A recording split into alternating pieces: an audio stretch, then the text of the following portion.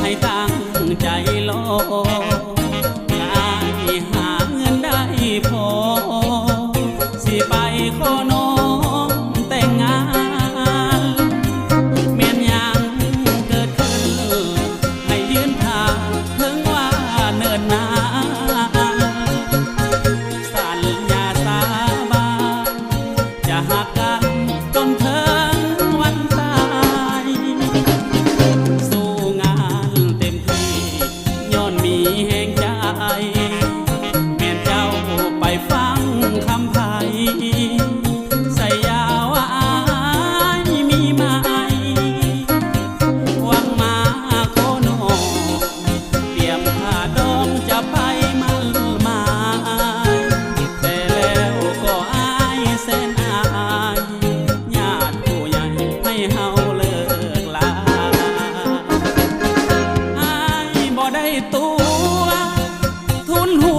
อย่าฟังคนเว้าหาเพียงแต่เจ้าอย่าหูเบา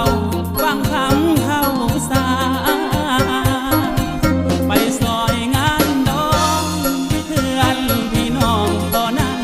ดอกนาบ่เห็นกับตาไผว่าน้องอย่าเสื่อฟังต้องผิดหวังนั่งน้ำตาลินหากเจ้าเท่าฟ้าเท่าดินอยู่พี่น้องอย่าสิ้นหวังอายหากินแค่บอกพ่อแม่เข้าใจเด้อนางหวังมาห่วมทางเอวบางอายบ่ได้ตัว